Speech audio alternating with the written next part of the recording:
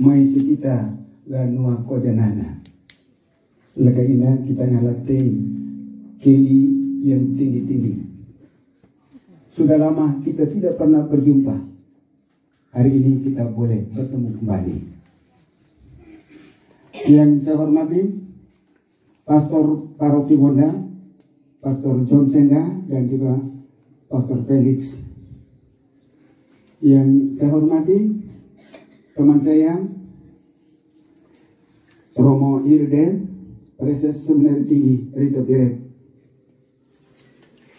Yang juga saya hormati Romo Selis, om saya, dia guru sekaligus juga sebagai pembina di Seminari Menengah Matoloko. Yang juga saya hormati Pastor Hengki Tokotani, teman saya yang berkarya bersama dengan saya di wilayah Keuskupan Sintang, Kalimantan Barat. Yang juga saya hormati Pastor Felix dari eja saya juga yang sempat hadir di tempat ini. Terima kasih Romo Felix dari Maumere jauh-jauh datang pagi tadi sempat hadir di tempat ini. Dan yang juga saya hormati para suster yang tidak bisa saya sebutkan satu persatu. Yang juga saya hormati orang-orang tua, eja kira, ada embu, wata ane, ada dua yang sempat hadir di sini yang benar-benar saya banggakan. Ame Thomas Deba, Mama Rida yang juga sempat hadir. Ini Widiana Sedo, mama saya walaupun umurnya sudah 85 tahun, tapi masih sempat untuk hadir di tempat ini. Singkat kata, kita semua, termasuk adik-adik saya dari dari SMK Restorasi yang sudah menanggung kor yang sangat baik, yang juga saya hormati. Singkatnya, kita semua yang ada dan hadir di tempat ini yang sungguh-sungguh saya banggakan. Sebagai umat beragama, patutlah kalau pada kesempatan ini saya menyampaikan puji syukur kepada Tuhan. Karena berkat kebaikan Tuhanlah kita boleh berkumpul bersama-sama di tempat ini dalam suasana yang bagus, meskipun tadi ada tantangan sedikit, ada hujan, tapi itu adalah hujan rahmat bagi kita semua. Saya senang. Andaikan panas pasti kita semua berkeringat, tetapi karena hujan rahmat yang datang kita semua adem-adem saja. Berarti memang ini sudah diatur oleh alam, Tuhan yang mengaturnya, karena Tuhan adalah Raja semesta alam. Saudara dan saudariku sekalian yang terkasih, sesuai dengan tema menjadi pelayan Kristus yang setia, saya teringat kembali akan 28 tahun yang lalu. 28 tahun yang lalu, tahun 1995, saya berangkat tinggalkan kampung halaman ini, tinggalkan Kabupaten Pancasila ini, menuju ke tanah Borneo, karena saya mau mengikuti panggilan yang benar-benar diberikan oleh Tuhan kepada saya untuk menjadi pelayan umat Allah yang ada di tanah Kalimantan. Pastor Felix bertanya, sejak kapan sih kamu tergugah hatimu untuk menjadi pengikut Yesus? Tadi pagi saya ngomong dengan dia, apa yang dia katakan itu benar. Sekarang kalau saya bongkar rahasianya kepada mama, begini mama, sejak saya masih SD, saya sudah bermimpi, dan dalam mimpi itu saya bertemu dengan orang tua, Bapak Bejo di atas. Saya bilang, kenapa Bapak Bejo?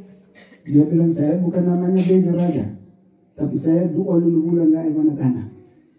Kau iba fai, kau iba latu keturunan, kau jadi tua untuk pimpin umat Allah yang ada ini.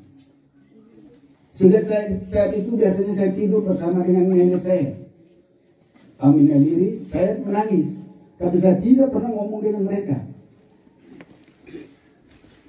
Saya diam-diam saja. Sejak saya di SMP naik kelas 2, saya mencoba untuk berkonsultasi dengan itu bapaknya Edwin, karena dia waktu itu ketua umat di sini, untuk omong dengan Pastor Arkadius supaya masuk seminari. Tapi apa jawaban pastor? Kau sudah SMP, jangan dulu, nanti tamat SMP dulu. Setelah tamat SMP, ternyata ada anak-anak yang sudah tes seminari. Saya dengarnya kemudian. Jadi karena terlambat, akhirnya saya masuk ke SMA Suradikara. Waktu itu ada juga yang tidak tes. Dan saya termasuk salah satunya, bebas tes, masuk ke SMA Suradikara. Setelah tamat SMA Suradikara, kami ada 6 orang. Dari kelas 3 itu menghadap pastor di gelombang kami. 6 orang itu ternyata mereka yang 5 itu tidak diterima. Lalu Pastor Kalius bilang, kami hanya terima ini, yang dosi ini. Dari kamu 5 kamu pulang saja. Karena mereka lebih sopan dari saya. Saya agak tidak sopan.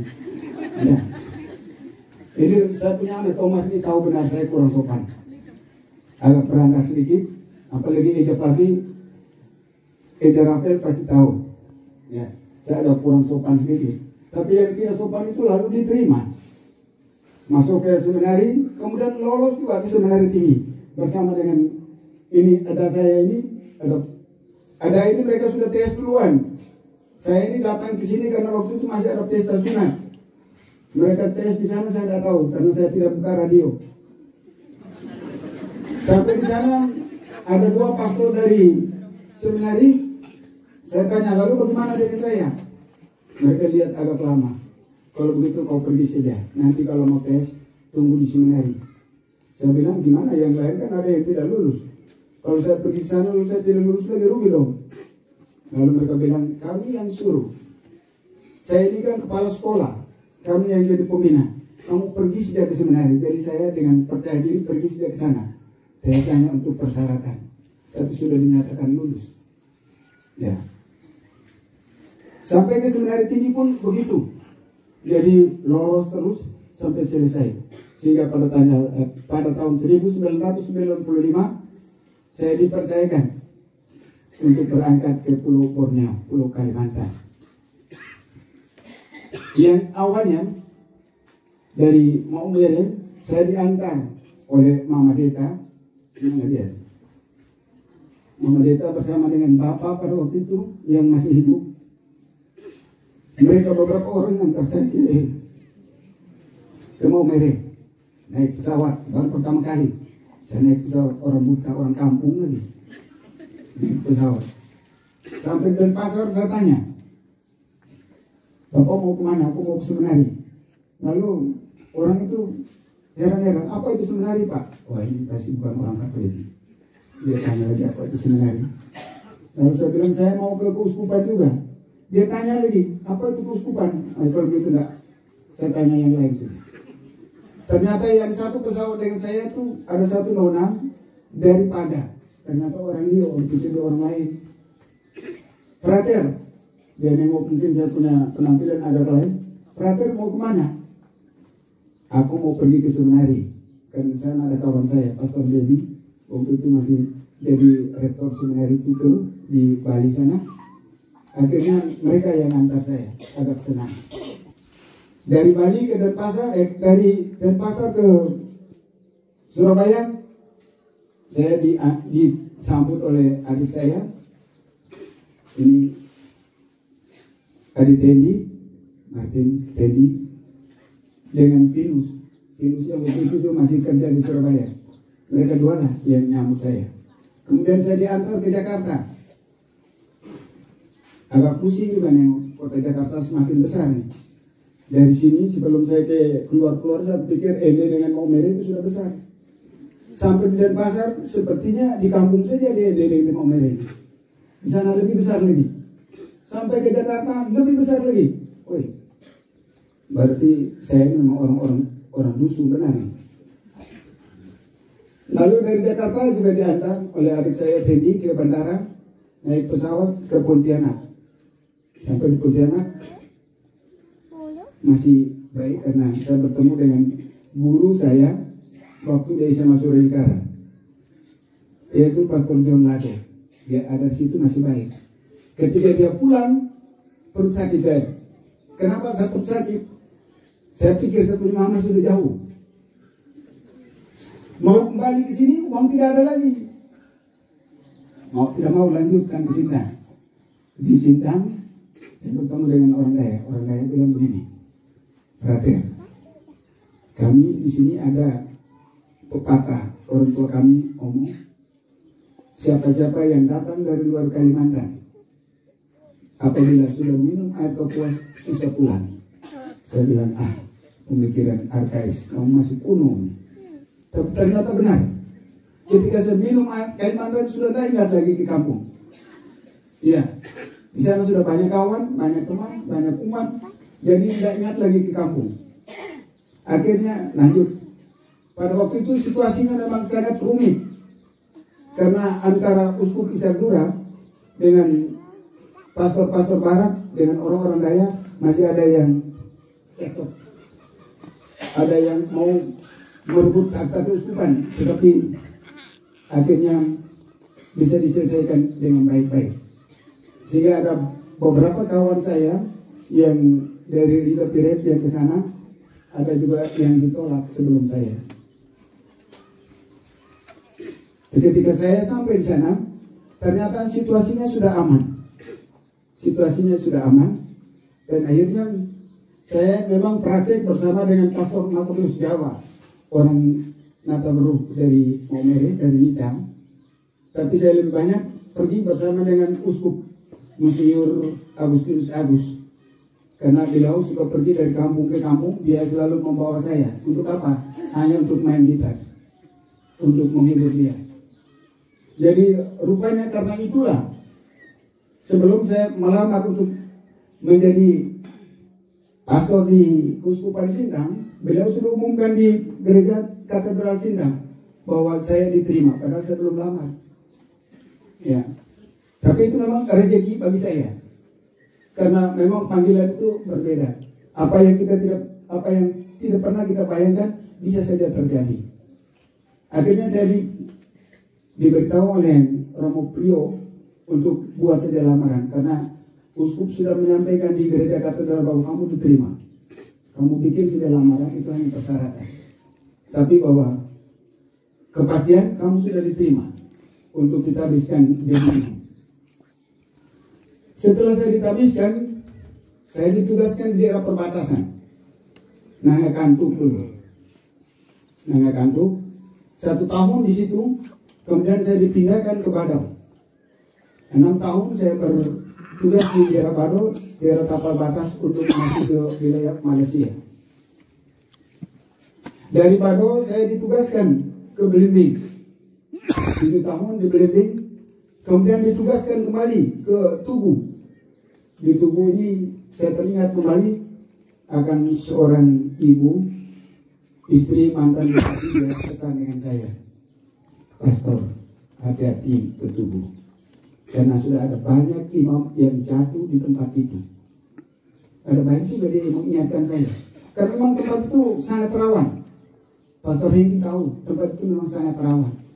Banyak pastor, baik orang Dayak sendiri maupun orang Flores yang jatuh di situ. Tapi saya tidak peduli dengan itu, karena saya tahu bahwa saya dipanggil oleh Tuhan, bukan dipanggil oleh wanita-wanita yang cantik itu, bukan dipanggil oleh orang lain.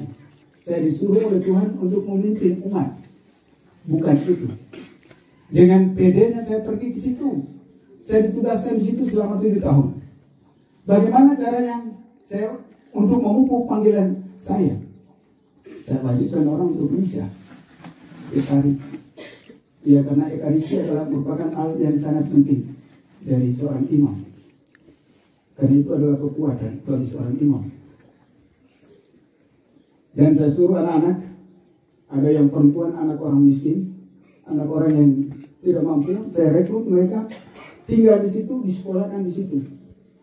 Sekaligus juga mereka jaga saya, cuci pakaian saya, masak untuk saya, membantu mereka. Ada yang sudah sarjana dan saya yang menikahkan kembali mereka. Bagus. Ya itulah tugas kita sebagai pelayan. tidak hanya memilih orang-orang yang baik, tapi orang-orang yang susah juga harus kita dekati. Dan saya sudah melakukan itu. Benar apa yang dikatakan oleh Romo Felix dan Romo John. Memang itu tugas kita. Dari situ saya terbebas. Meskipun apa? Selama saya ada di situ, saya mulai sakit. Pertama, mungkin karena ada kekeliruan dari saya juga. Saya kurang percaya dengan adat setempat. Mereka ajak saya untuk minum kopi. Saya karena lihat cuacanya sudah agak mendung, saya lewat saja, tidak pamit juga dengan mereka. Sampai di pastoran tangan saya langsung bengkak. Tidak ada barang yang gigit, tidak ada jatuh. Hanya beruntungnya saja, suster, ada juga orang Manggarai yang hebat. Dia hanya putar-putar tangannya dengan komar kami. Besoknya yang bengkak ke satu hilang. Ada juga yang hebat. Berarti ada penolong yang datang.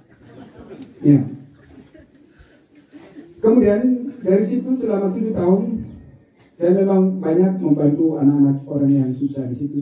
Saya kirim ke Malang, lalu saya carikan orang-orang yang punya duit untuk menyewakan mereka yang susah-susah itu. Dan banyak juga yang berhasil.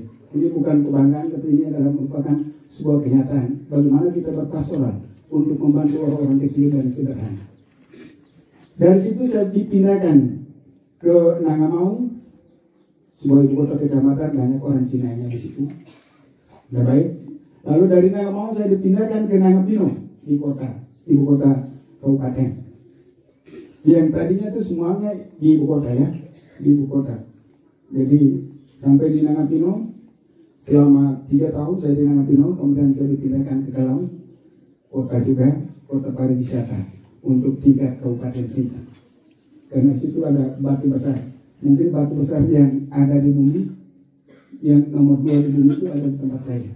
Orang selalu datang ke situ untuk melihat pemandangan yang sangat indah. Hanya disitulah batunya itu besar sekali. Orang perkirakan itu mungkin meteor yang pernah jatuh ke bumi. Itu hanya perkiraan orang. Apa benar atau tidak belum diselidiki. Tapi omongan orang seperti itulah. Dan sekarang saya masih bertugas di tempat itu.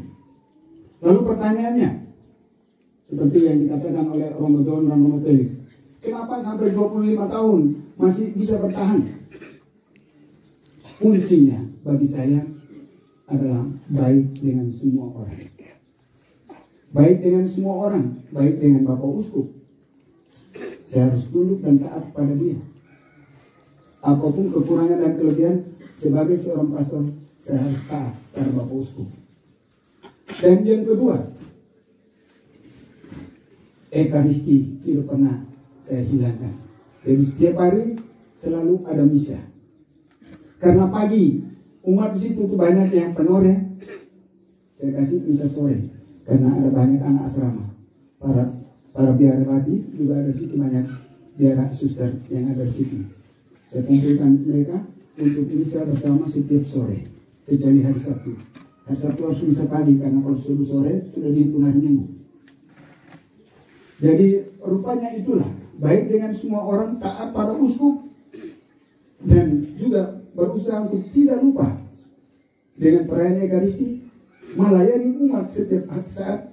Itu adalah merupakan hal yang sungguh-sungguh sebuah pekerjaan rutinitas dari seorang pastor. Jadi kuncinya di situ sebenarnya, kalau ditanyakan pada saya kenapa kamu kuat, ya karena saya selalu dekat dengan Tuhan. Tidak pernah melupakan doa, tidak pernah melupakan untuk berkomunikasi dengan Tuhan melalui doa-doa. Dan Ekaristi tidak pernah saya lupakan. Saya selalu merayakannya itu bersama dengan umat. Disitulah sebenarnya letak kunci keberhasilan saya sampai dengan 25 tahun saya menjadi seorang imam. Oleh karena itu, saudaraku, teman-temanku semua, orang-orang tua saya semua kita yang hadir di sini, saya sekali lagi menyampaikan banyak terima kasih atas kehadiran kalian semua di tempat ini. Karena ini adalah merupakan bukti yang sangat nyata bahwa ini ane adikae ega kira wata ane analo dan kedua yang ada di sini memang benar-benar sangat mendukung saya. Saya punya kakak Rafael, walaupun tinggalnya di Ende, tapi hari ini sempat hadir di sini. Berarti kata Rafael ini memang benar-benar mendukung saya untuk terus menjadi seorang pastor yang baik. Meskipun saya bertugas di daerah Kalimantan, meskipun saya bertugas di Tanah Borneo, di antara orang-orang banyak, di antara orang-orang Dayak, tapi saya tidak pernah melupakan apa yang pernah dipesan oleh orang tua. Mana si kau raka gini tanah, mae narabena lega serugai. Kita dalam negeri, ini ada waktu miten ulugol apa, leo lobo, ay bere iwasele. Itu sebenarnya keberhasilan bersyukur. Dan yang kedua mereka pernah mengatakan, leta sebolo omolo, mana sejarah masa. Kalau kita leta ke bolo omolo dan mana ke dalam masa, pasti tidak ada musuh kita. Kenapa? Kita selalu berusaha untuk berbuat baik. Saya percaya kedua kawan saya yang bertugas di paroki Wonda ini, khususnya Romo Felix dan Romo John, mereka pasti sudah letal ke bolo omolo dan mana ke dalam masa. Mereka selalu berjuang untuk mempersatukan umat Allah yang ada di sini. Pastor Felix, meskipun saya berada di Pulau Kalimantan, saya selalu mengikuti perkembangan yang ada di paroki Wonda ini. Kalian benar-benar sudah berjuang bagaimana untuk mempersatukan dan memajukan wilayah itu, bukan untuk mereka. Itulah yang kita inginkan, itulah yang kita maksudkan, itulah sebenarnya pelayanan dari seorang pastor. Dia berusaha untuk merangkul semua komponen yang ada, bukan untuk memisah-misahkan, tetapi berusaha untuk mempersatukan. Kau Islam, kau Katolik, kau Protestan, kau Buddha, kau Hindu, kau ateis sekalipun, tugas kita adalah berusaha untuk menyelamatkan mereka. Bagaimana cara untuk menyelamatkan mereka? Yaitu untuk mempersatukan semua komponen anak bangsa ini. Karena semuanya negara kita Bhinneka Tunggal Ika, berbeda tapi tetap satu. Meskipun kita di sini ada dua kelompok, ada yang Islam, ada yang Katolik, tapi kita itu sama-sama anak Tuhan. Tuhan yang satu dan sama yang menciptakan kita. Hanya agama yang membedakan kita. Tapi bukan karena perbedaan agama lalu kita berpisah satu pada yang lain. Justru karena perbedaan itu adalah merupakan sesuatu yang sangat baik bagi kita. Untuk apa? Untuk bersatu. Bagaimana bisa bersatu kalau tidak berbeda? Kita berbeda supaya kita mencari jalan keluar, jalan tengah untuk mempersatukan orang. Dan dua kawan saya yang ditugaskan tempat ini memang sungguh-sungguh telah melakukan hal yang seperti itu. Sekali lagi tepuk tangan untuk mereka. Saya juga berterima kasih sekali untuk adik-adik saya, anak-anak saya dari SMK Restorasi. Kalian sudah tampil dengan bagus. Ya, tepuk untuk mereka. Agak susah kami bisa menemukan mutiara yang seperti itu. Kalau seandainya kami diletakkan di paroki pedalaman, hanya beruntung saja kami berdua ini selalu bertugas di kota. Kalau di kota ada banyak orang Floresnya, ada banyak orang NTT-nya, orangnya pasti mantap. Tahu kan mereka? Mungkin di sini tidak laku, tapi di sana laku. Ya. Tapi kebetulan mereka yang pindah di sana, mungkin dari sini memang sudah hebat, sehingga sampai di sana pun hebat.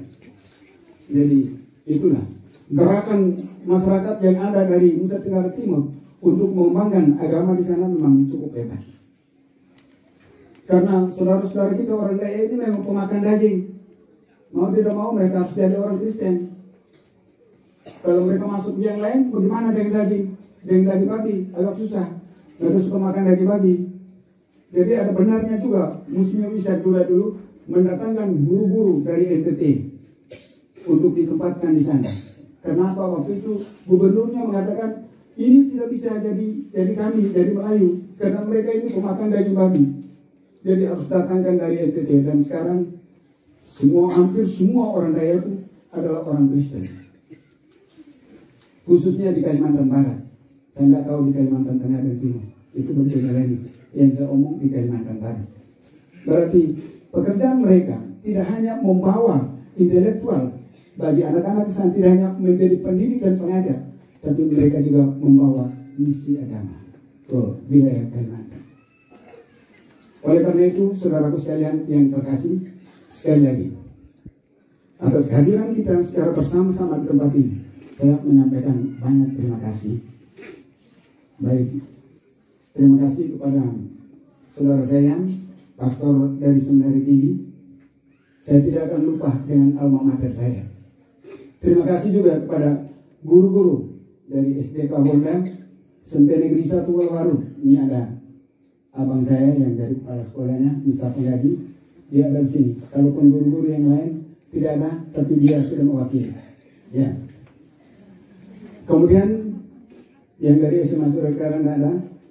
Oh ada teman saya. Itu Takari ada di sini. Takari ada di sini ya. Ada Takari. Ada ya. Ini teman saya. Kami sama-sama alma mater alumni Surakarta ini. Kemudian terima kasih juga kepada Seminari Tinggi, baik yang ada di Rita Peret maupun yang ada di Ledorong, yang sudah mendidik saya, sudah mengasah saya, sudah mengolah saya, sehingga saya bisa menjadi seperti sekarang ini. Jadi itu semua adalah merupakan jasa-jasa dari para guruku, mulai dari SD sampai dengan Seminari Tinggi. Mereka adalah orang yang hebat, dan saya harus akui mereka adalah orang yang hebat.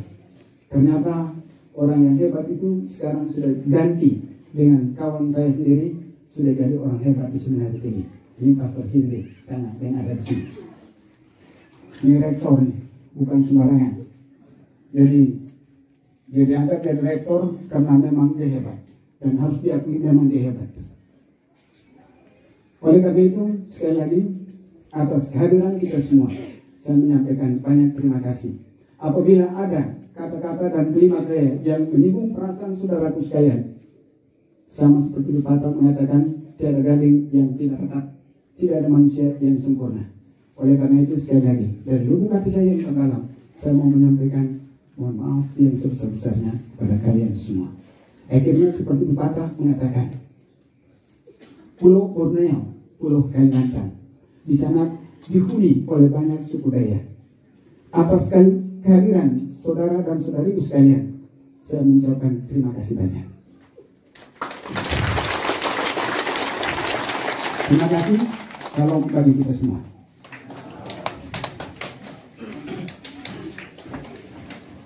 Terima kasih kepada sang jubilaris kita, RD Yosef Bersimbele, yang